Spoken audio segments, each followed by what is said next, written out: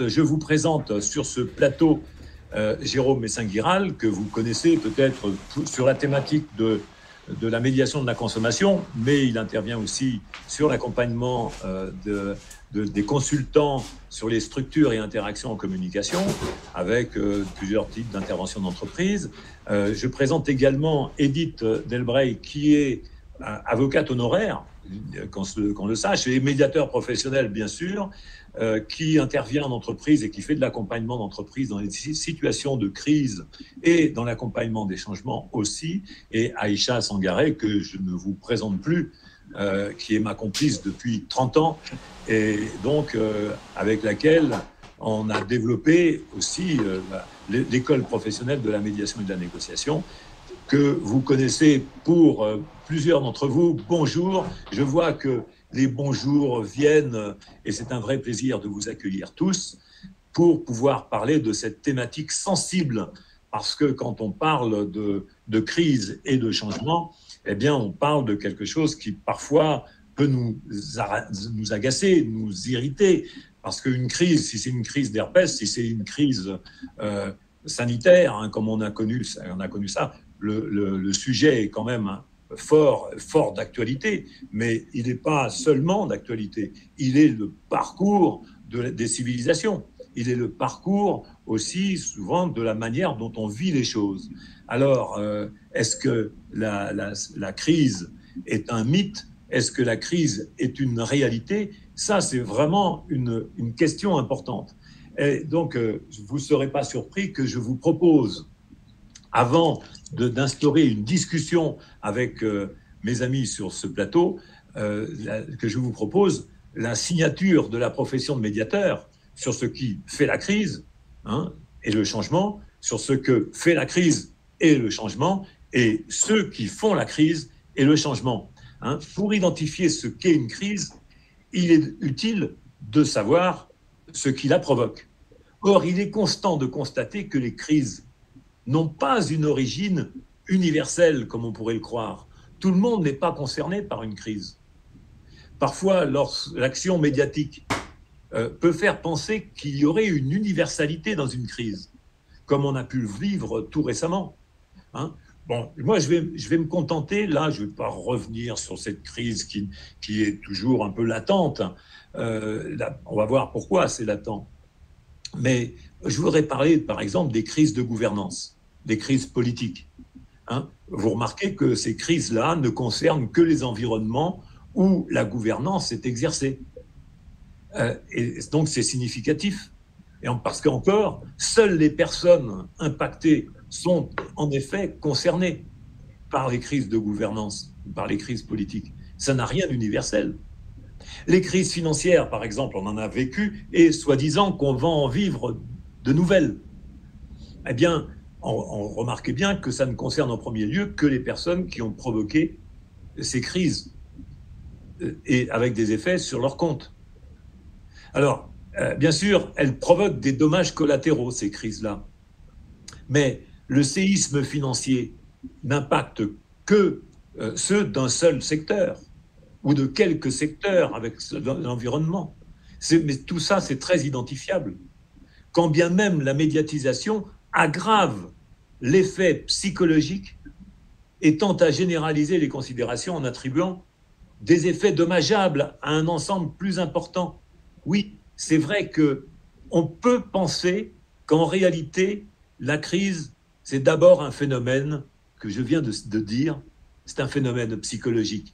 Dans la vie sociale, les crises sociétales, c'est d'abord des effets psychologiques, parce que les périmètres de crise sont très délimités par ceux qui sont impactés sur un certain terrain.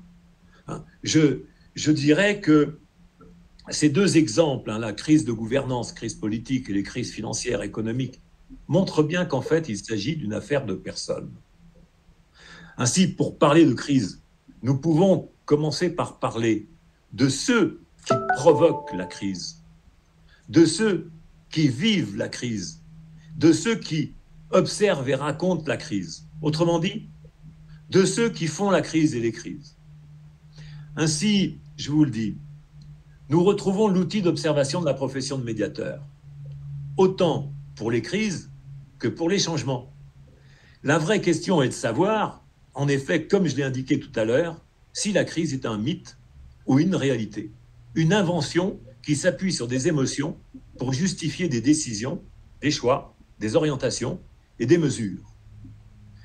Mais avant de répondre à cette question, je veux quand même, avec Edith, Aïcha et Jérôme, je vais quand même préciser que si certaines crises n'entraînent pas de changement, d'autres bouleversent les habitudes.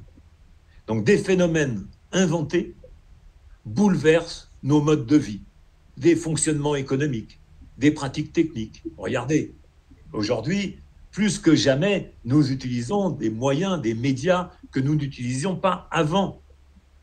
Or, la crise qui a été à l'origine de cette utilisation de ces outils, bien, elle peut être très, très identifiée sur un certain périmètre, quoi qu'on ait dit que c'était mondial. De plus en plus, il ressort que la mondialisation de cette crise est peut-être quelque chose qui relève d'une invention. Donc, dans certaines parties du monde, la gestion de la crise est devenue un mode de vie politique, avec des impacts nombreux dans la vie d'entreprise. Et c'est dans la vie d'entreprise que je voudrais particulièrement venir, parce que lorsque les entreprises vivent la crise, non pas avec enthousiasme, mais lorsque des entreprises vivent des situations de crise, les salariés sont impactés.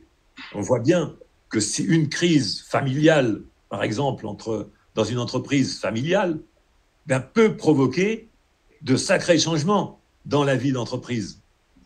Donc, vous voyez qu'une crise qui est liée à des états émotionnels impacte très concrètement les personnes.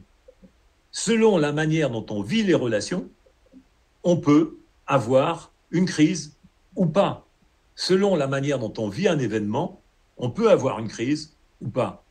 Donc peut-être que maintenant, Jérôme ou Edith, vous avez une définition des problématiques à apporter ou des réflexions à apporter sur mes propos. Je vous offre le plateau. Vous avez le plateau qui est ouvert. Vous avez la parole.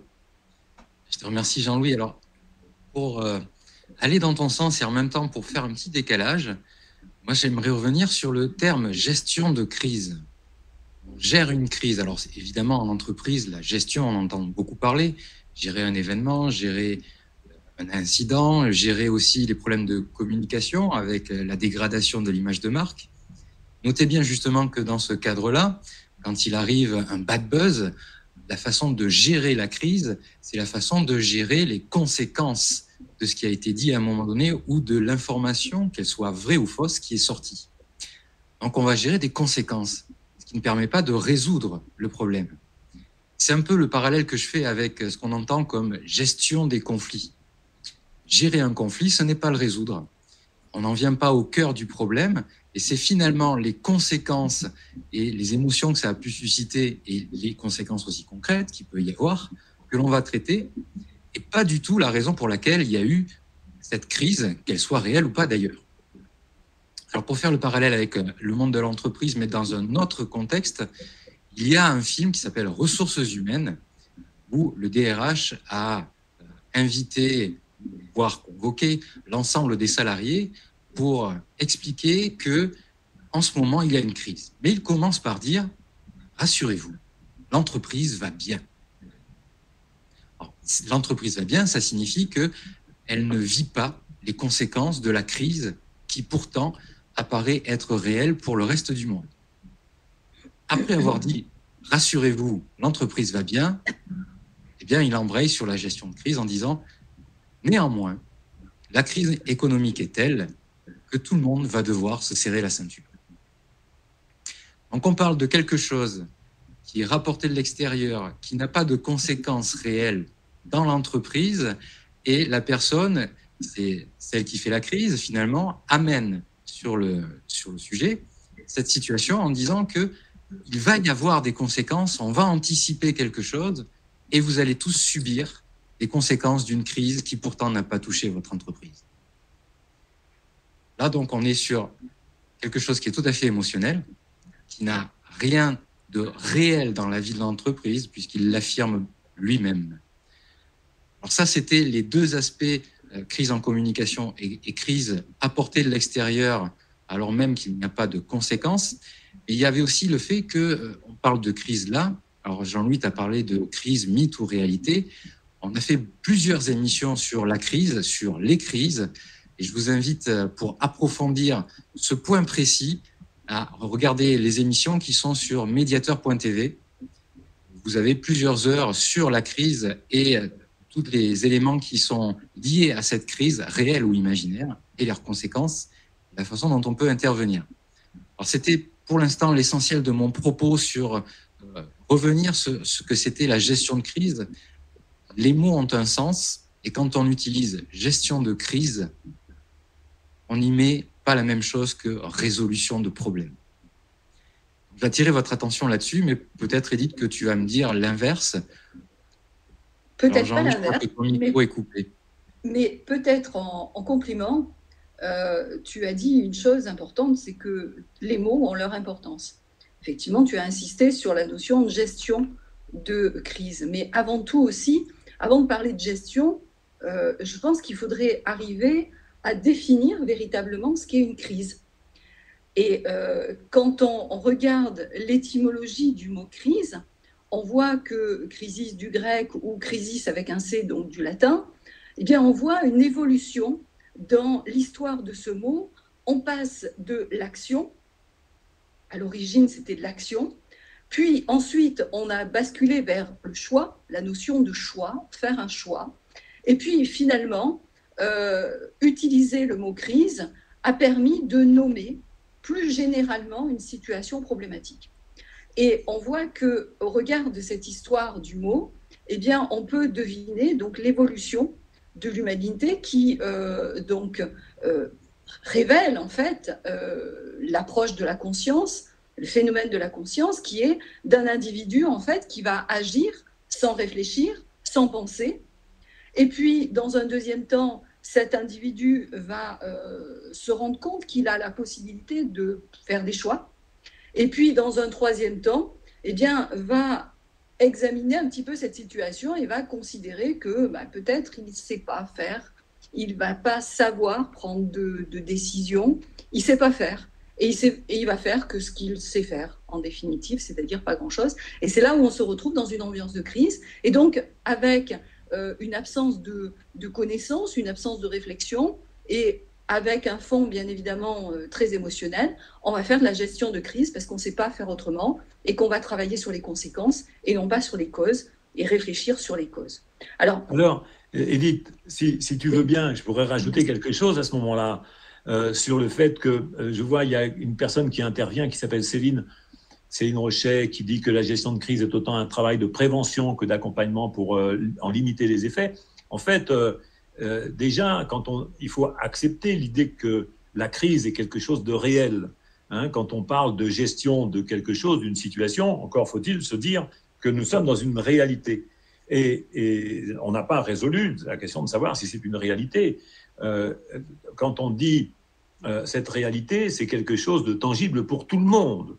C'est dans un environnement, tout le monde baigne dans la crise.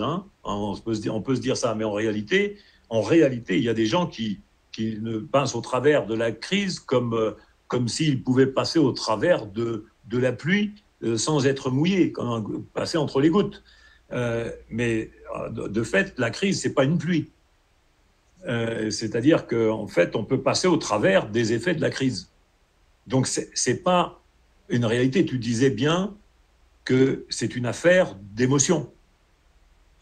Donc, avant d'intervenir de dire on va faire de la gestion de crise, comme le disait Jérôme, peut-être qu'il faut savoir à quoi on a affaire, à quel est le phénomène auquel on a affaire. Et peut-être qu'on peut se rapprocher des personnes qui sont les auteurs de la propagation de la crise, plutôt que de dire on va prendre des mesures pour faire en sorte d'accompagner et limiter les effets de la crise.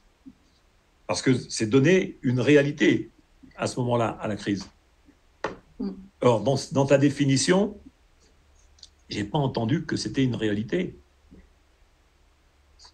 Je n'ai pas dit que c'était une réalité. Oui, justement. Par contre, je vais être amenée à dire qu'en définitive, la crise, qu'est-ce que c'est? C'est en fait, c'est mettre l'accent sur un spot qui est que, eh bien, il y a un stimuli qui se met en œuvre et qui génère en fait toute une perturbation de l'individu dans son ensemble. Donc, et qu'est-ce que c'est en définitive? C'est principalement donc un stimulus perturbateur, mais empreint d'émotions. Les émotions sont véritablement perturbatrices. On parle de crise dans plusieurs domaines, en fait. On parle de crise dans le domaine médical, dans le domaine psychologique, c'est peut-être là où on pourra mieux le comprendre. On parle de crise aussi au niveau de la société, on parle de crise aussi au niveau du champ mental, mais par exemple au niveau médical, on parle de crise de foie, crise d'herpès, crise de dents, rage de dents. On parle aussi de crise d'épilepsie. Hein. D'ailleurs, tu as fait un parallèle avec la crise d'épilepsie aussi là-dessus. Donc, et ces crises, en définitive, quand on a une rage de dents, quand on a une crise de foie, eh bien, ou une crise cardiaque, eh bien, ça mobilise en définitive l'ensemble de l'individu. Une rage de dents, bah, on peut que penser à ça et émotionnellement être complètement pollué par cette rage de dents. Alors, sur le champ mental, bah, au niveau de la crise, on peut parler de crise de nerfs, crise de larmes, crise de fou rire aussi. Hein. Et dans le domaine de la vie en société, eh bien là, on a fait le parallèle avec tout ce qui est crise politique, crise économique, crise boursière, crise immobilière, etc. etc. Donc, en fait, on retient bien quand même que ça reste quelque chose de très circonstancié et de quelque chose qui est à la limite très individuel. Tout à fait, au niveau de cette extension de la crise dans la vie en société, effectivement, on est dans le cadre général qui, donc, on imagine que ça permet d'impliquer tout le monde, mais en définitive, quand on regarde non pas les conséquences mais les causes, on voit que très peu de personnes sont normalement à l'origine de cette crise.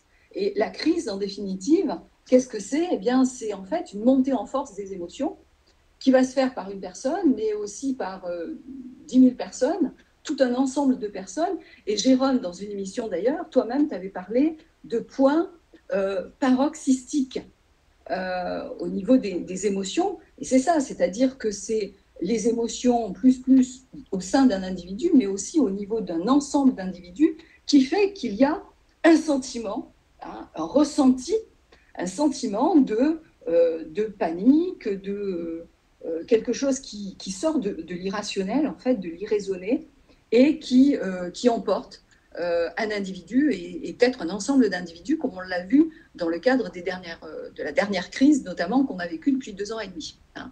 Donc vraiment, alors, c'est... Oui. Il y a donc dans le chat, là, il y a Christine Simoni qui nous dit le changement dès l'instant où il impacte un groupe social n'est-il pas une crise en soi, hein, le changement égale une crise. Mais ce qui est étonnant, ce que j'observe, je voudrais faire observer la chose en question, c'est que un changement est initié par des personnes. C'est-à-dire, le changement, quand par exemple, je vais prendre des exemples de changement, hein, vous arrivez dans votre entreprise, on vous a changé de bureau après les vacances. Hein, vous dites, ah, là j'ai changé. Ou alors, j'ai une autre surprise. Vous arrivez de vacances, parce que là, c'est la période en France, les gens reviennent pour certains de vacances. J'ai pas vu, moi, personnellement, non, mais il y en a plein de gens qui reviennent de vacances. Et donc, ils disent, tiens, il y a quelqu'un d'autre dans mon bureau.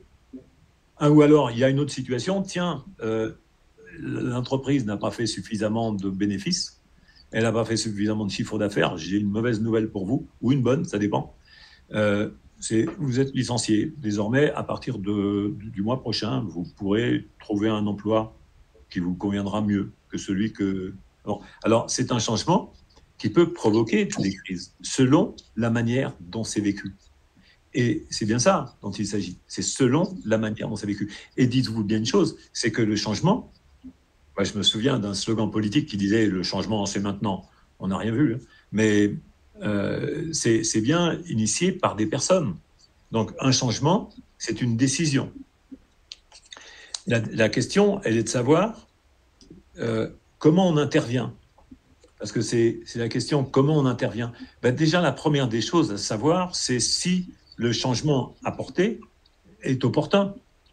Et si on veut être impacté par ce changement-là. Bien sûr que c'est un choix. Ce que je dis là, c'est vrai que ce n'est pas forcément facile à entendre. Mais accepter d'être impacté par un changement, c'est s'impliquer dans la décision qui a été prise pour dire et déclarer ce changement. Par exemple, on a accepté le changement qui est de communiquer. On ne fait plus des réunions comme on faisait avant, en présentiel, on fait des réunions en distanciel. On ne fait plus des conférences publiques, on fait des webinaires ou des webinars. Merci Préventica d'ailleurs au passage, comme ça je dis. Mais on n'a plus la même relation. Et est-ce que la situation du changement qu'on accepte ou qu'on se dit « je n'ai pas le choix, je le subis », hein, j'y participe. Je peux y participer, ça m'intéresse, ça me branche. Je l'accepte avec fatalité. Donc là, je manifeste une certaine contrainte. Ou alors, je suis réfractaire. Donc là, je vous fais observer qu'il y a trois énoncés, mais en réalité, il y a quatre états du changement. Hein. Je vous renvoie à la grille que j'avais faite, la matrice des états du changement, qui dit qu'il y a des changements désirés, des changements imposés, des changements bien accueillis, des changements mal accueillis. Et les changements imposés et mal accueillis, ce sont ceux qui provoquent des conflits. Donc là, quand vous parliez tout à l'heure, vous parliez, Céline, vous parliez sur le chat de pouvoir prévenir. Moi, je ne vous parle pas de prévenir. Je vous parle d'anticiper. Et il y a la prévention, mais voyez-vous, est-ce qu'on est dans la prévention ou dans l'anticipation? C'est-à-dire, est-ce qu'on est dans la lourdeur du passé ou dans la construction d'un projet?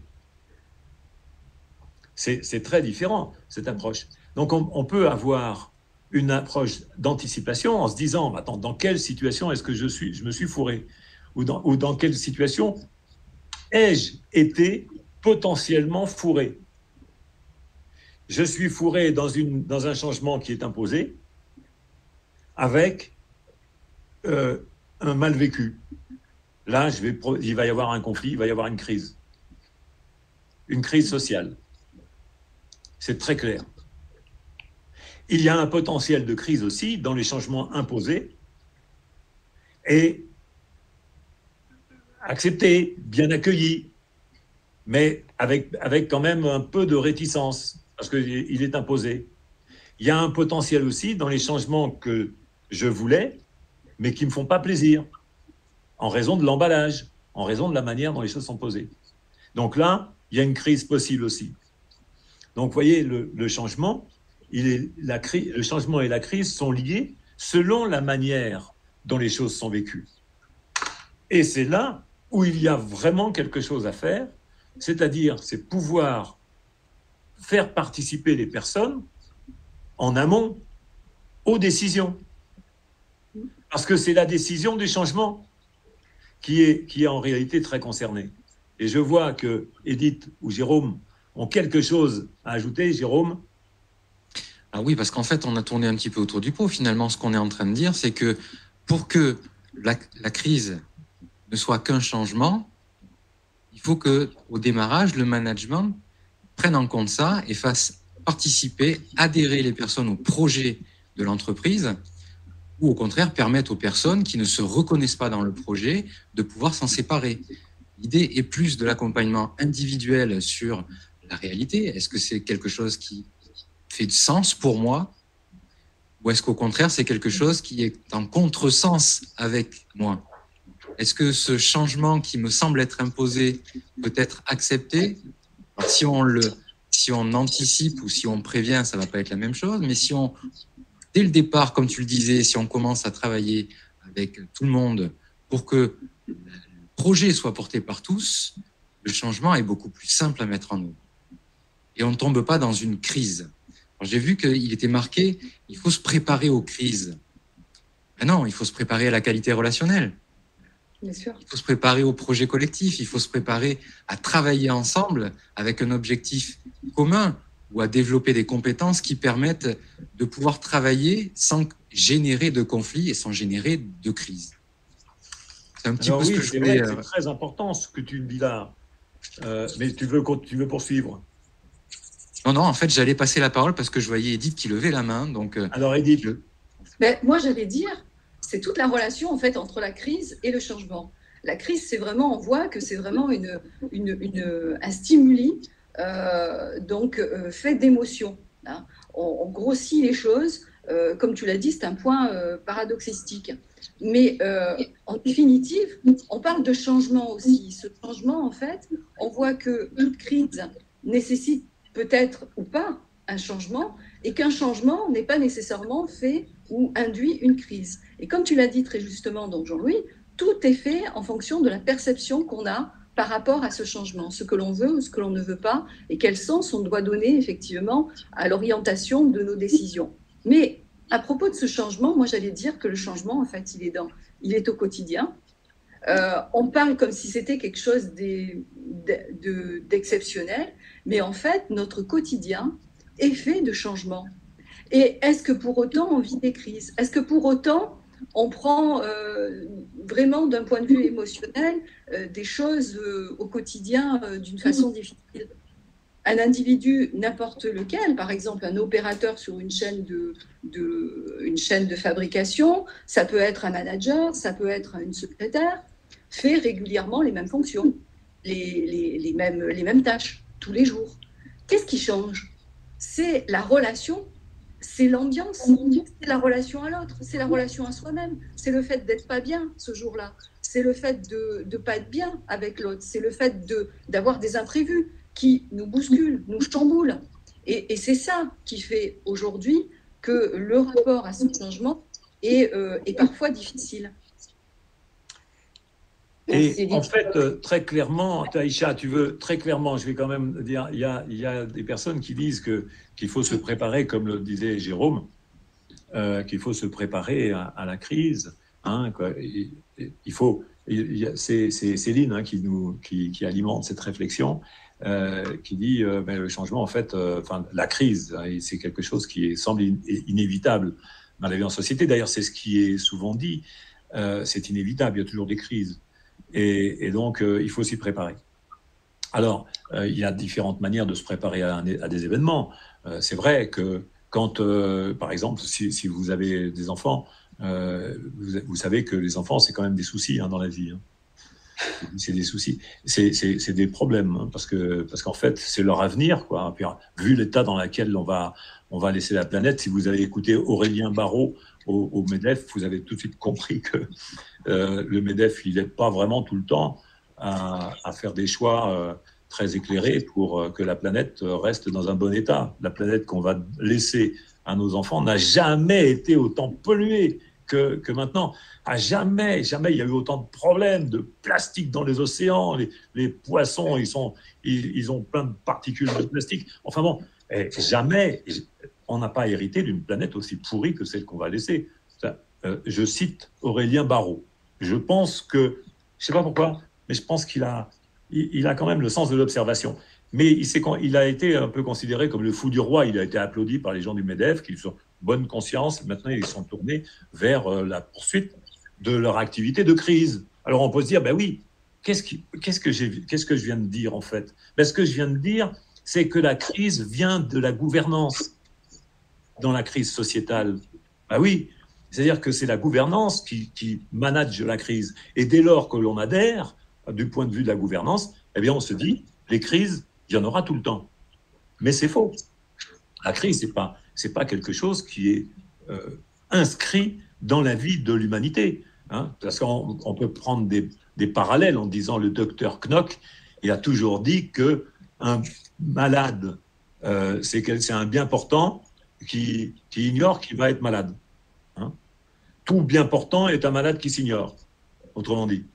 Donc, on pourrait regarder les choses comme ça. Si on regarde les choses comme ça, effectivement, on va mettre tous les gens en clinique. À mon avis, d'ailleurs, on se demande parfois si on n'est pas dans un hôpital psychiatrique ouvert. Mais c'est ça le truc, c'est de savoir comment on se comporte vis-à-vis des situations. C'est-à-dire comment on se prépare. Alors, je vois, il y a pas mal d'idées qui viennent sur le chat aussi. Eh bien, il faut savoir développer la qualité relationnelle. Il faut développer la qualité relationnelle déjà dans sa tête. Hein, se prédisposer concrètement pour pouvoir être plutôt dans l'idée que on va améliorer les choses. On peut améliorer les choses. Bien sûr que notre humanité ne regarde pas les choses pour détruire. Alors, il y a des gens qui sont pessimistes, qui disent « si, regarde ».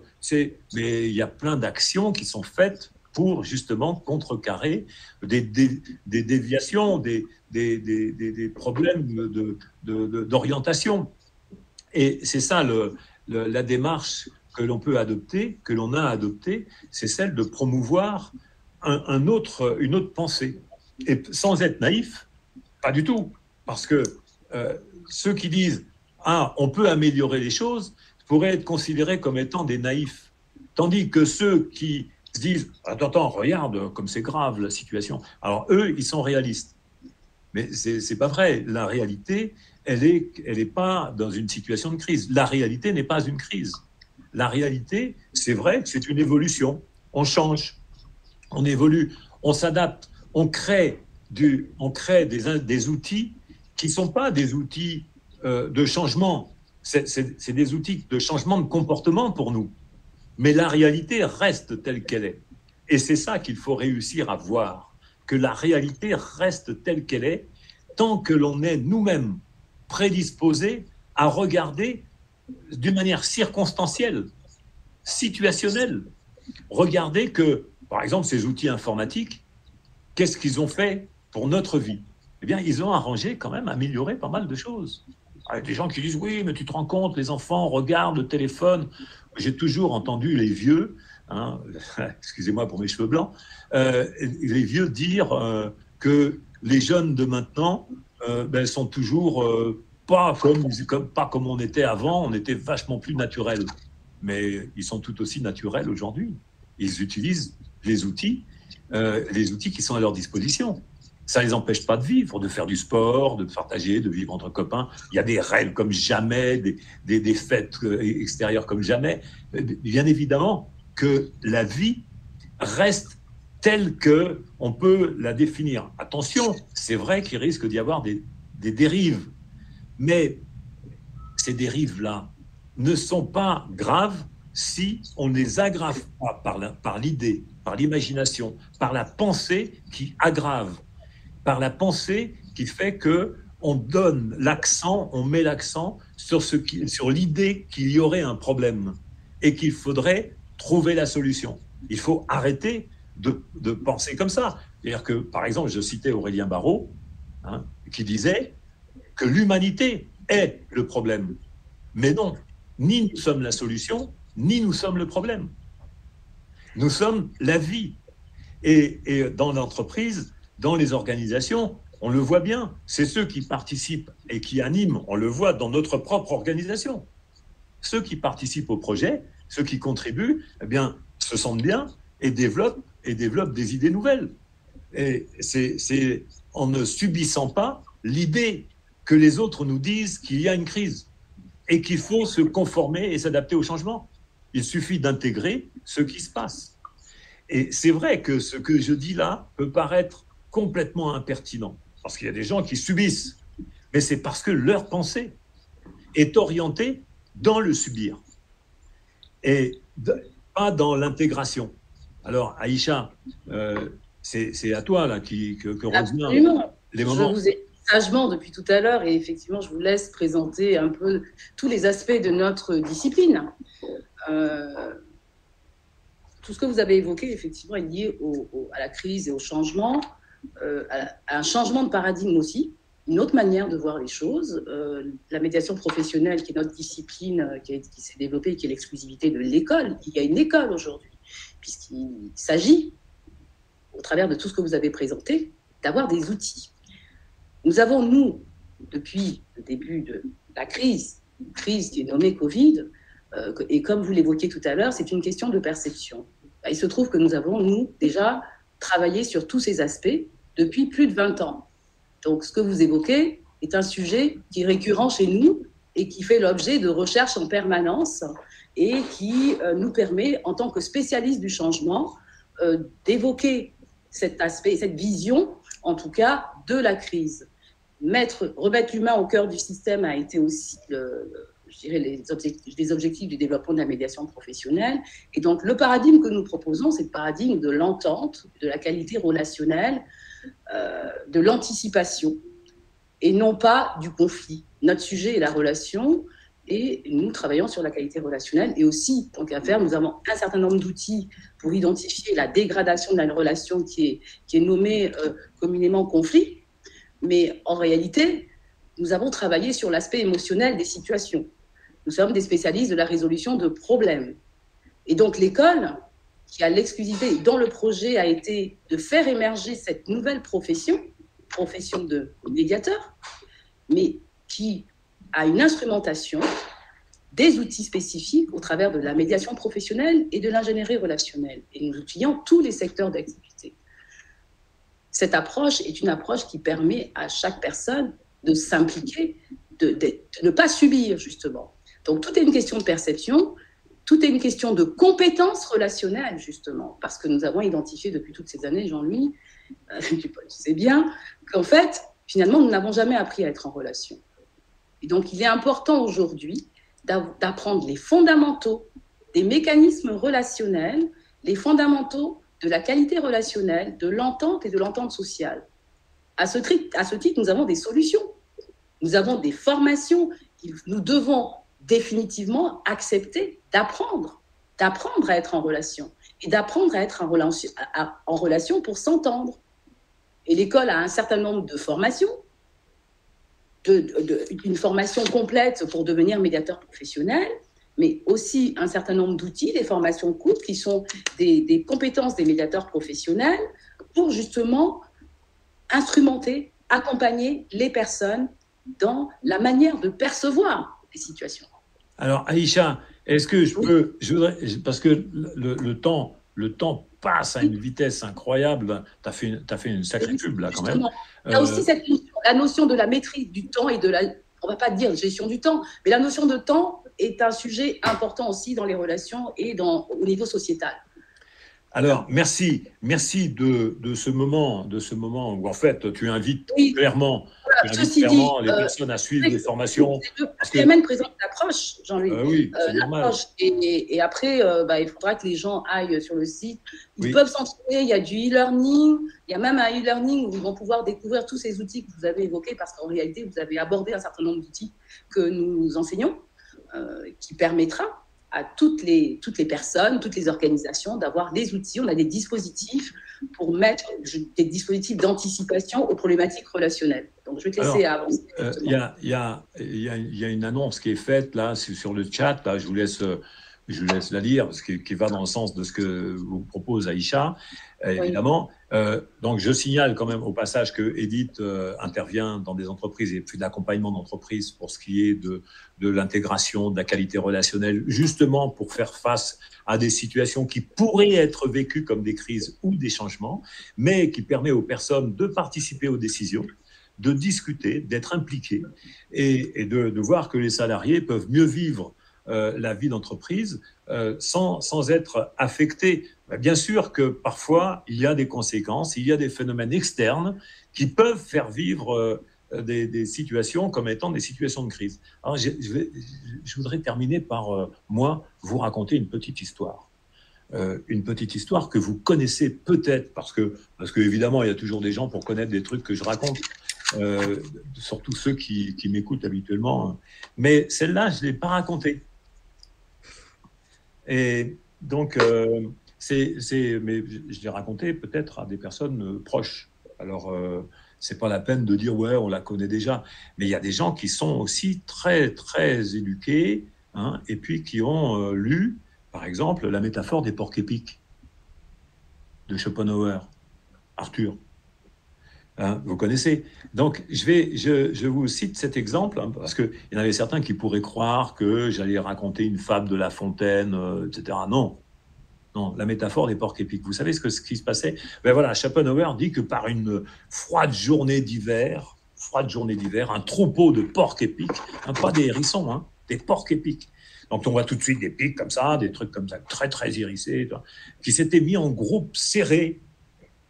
Tu imagines des porcs épics, hein, toutes piques dehors, qui se mettent en groupe serré et pour se garantir mutuellement contre la gelée, hein, par leur propre chaleur. Mais tout aussitôt, qu'est-ce qui se passe? Ils ressentent les atteintes de leurs piquants, les piquants des autres. Hein. C'est désagréable. Hein. Et tout de suite, ils s'écartent. Parce qu'ils ne sont pas maso, donc ils s'écartent. Et les uns des autres. Donc ça, c'est un extrait de la fable, la métaphore des porcs épics de Schopenhauer, qui raconte qu'en fait, il va falloir que les humains dans la société trouvent la bonne distance. Et là, ça participe de cette idée de la manière dont on peut vivre ensemble, sur le contrat social, une réflexion sur le contrat social, etc. Et je voudrais juste vous faire remarquer une chose. C'est désagréable ce que je vais vous dire là, mais vous allez voir que ça va vous être très agréable, en fait. C'est désagréable parce que je vais vous dire que jamais de la vie, les porcs épics ne se comportent de cette manière-là. Jamais. Jamais ils vivent en troupeau. C'est pas vrai. Donc, vous voyez, Schopenhauer invente une situation de crise en disant, regardez, c'est normal. Et en plus de ça, il faut, comme les porcs épics, les gens, ils doivent faire gaffe, ils doivent s'éloigner les uns des autres, respectons la distance, la propriété des uns et des autres, la liberté des uns et des autres. La liberté s'arrête ou commence celle des autres. Et voilà qu'on vous dit comment on vous fait rentrer dans la tête avec différentes histoires que c'est vrai, il faut faire gaffe aux autres quand même.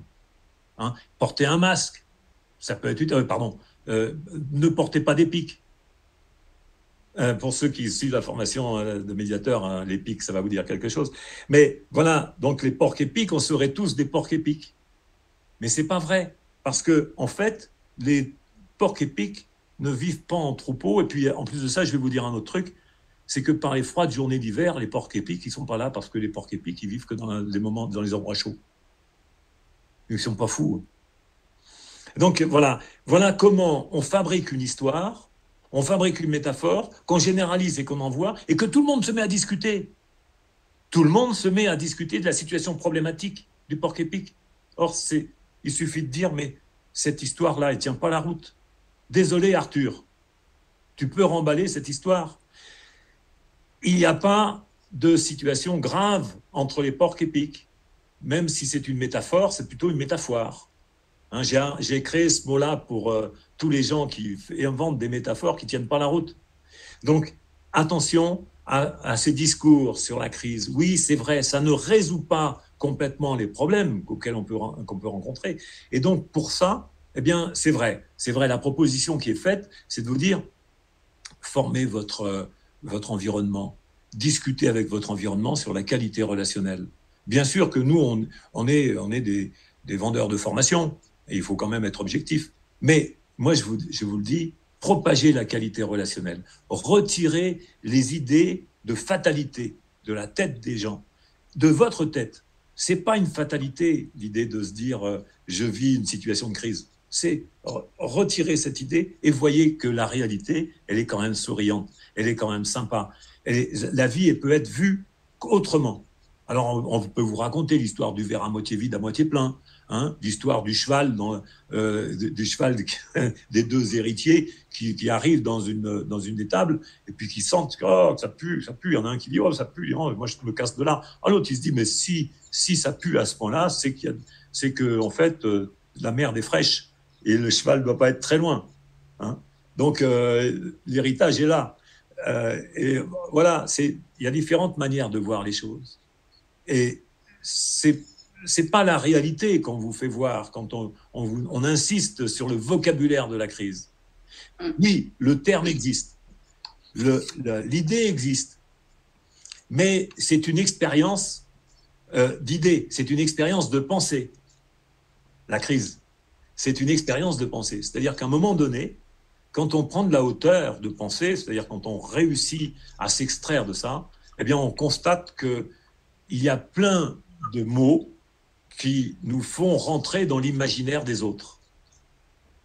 Et que la manière d'intervenir, c'est la manière d'intervenir sur la qualité des relations, en étant vigilant sur les interprétations, sur les inventions, le monde imaginaire des autres qui vient, et puis comme étant une réalité. Hein, à un moment donné, souvenez-vous, on était en guerre. Oui, alors maintenant, on est encore en guerre. Mais dans un discours d'il y a 2 ans, 8 fois le mot guerre a été prononcé pour dire qu'on était en situation de crise, quoi. Et le mot était fort. Donc c'est bien ça, c'est tout un vocabulaire. Et je vous dis, attention à ce vocabulaire. Soyez vigilants au vocabulaire et à ce que vous adoptez comme forme de réalité. Et puis, adopter la qualité relationnelle. C'est vrai que c'est le meilleur des choix quand même. Il faut quand même être objectif. Il y a des formations dont vous en parlez, Aïcha. Il y a des formations que Edith et Jérôme réalisent. Et puis, il y a le e-learning qui vous est à disposition. Je vous remercie. Un mot encore, Jérôme? Eh oui, rendez-vous au symposium pour continuer la discussion. Pendant 2 jours, on va pouvoir encore échanger sur ce que peut apporter la qualité relationnelle et la médiation professionnelle à des situations de ce type-là, à La Rochelle ou en distanciel. Donc, nous vous invitons toutes et toutes à participer au symposium. Et puis demain, sur médiateur.tv. Ah oui, demain, on va parler du fatalisme. Donc, on va parler aussi de Jacques le Fataliste de Denis Diderot. Quelle culture, on ne va pas en finir. Wow. Merci Jérôme. Edith, un mot, toi qui vis de Bali et qui vient de temps en temps nous rendre maintenant visite. Il faut mettre le micro. Je dirais tout simplement que la qualité relationnelle, c'est bien donc dans la relation aux autres, mais c'est également efficient dans la relation à soi-même. Et que je reprendrai un slogan qui est propre à la médiation professionnelle, c'est que vous êtes l'unique acteur de la qualité de vos relations. Et ça fait tout le sens de votre vie. Voilà. Super, et puis c'est tellement bien dit. Merci beaucoup, Edith. Merci. Aïcha, un dernier mot? Vous avez tout dit. Vous avez tout dit. La qualité relationnelle, je pense que c'est tout à fait perceptible. Nous avons les solutions. Nous ne sommes pas en panique, nous ne sommes pas en crise, en tout cas, les médiateurs professionnels. Donc, il faut apprendre à avoir des outils pour savoir bien discipliner sa pensée et ne pas être dans l'interprétation des situations. Voilà. Donc, on vous attend au symposium à La Rochelle. Ça sera l'occasion de débattre sur tous ces sujets et pouvoir permettre aux personnes de pouvoir avancer et de fonctionner en mode projet, à vrai dire, Jean-Louis. Voilà, merci. Et donc, profitez de la proposition qui vous est faite pour suivi d'un e-learning sur la qualité relationnelle. Merci beaucoup. Merci à tous. Il y a un webinaire, c'est un webinaire en présentiel avec Préventica très bientôt. À la fin du mois à Lyon. Voilà, donc le mardi exactement, je vais vous dire, le mardi 27 septembre, nous serons présents à Préventica à 16h30. Précisément pour présenter le dispositif qualité relationnelle. On a un livre blanc, je te laisse en parler 2 minutes, c'est rapide, mais ce livre blanc est très important puisque aujourd'hui nous apportons une solution pour les administrations, les organisations institutionnelles. La fonction publique territoriale et la fonction publique hospitalière, aujourd'hui, a besoin d'être accompagnée et toutes les solutions se retrouvent dans nos dispositifs. Voilà, donc tu as consacré les minutes que tu voulais me proposer pour parler du livre blanc, un livre blanc qui est téléchargeable gratuitement sur le site du Crésir, crésir.fr, c'est une excellente adresse aussi. C'est le centre de recherche de la médiation professionnelle et de l'ingénierie relationnelle. Vous pouvez télécharger le livre blanc de la qualité relationnelle dans la fonction publique et très bientôt dans les entreprises et organisations privées. Et on va vous réserver des surprises. C'est gratuit, vraiment, et c'est payant. Dans le sens où ça peut vous rapporter quelque chose. Hein. C'est gratuit et c'est payant. C'est formidable. Donc, je vous remercie de votre écoute, de votre attention, de votre suivi. C'était un plaisir de partager ce moment-là avec Jérôme, Aïcha et Edith, et bien sûr avec vous. Merci Xavier, merci Préventica. À très bientôt. Merci. Merci.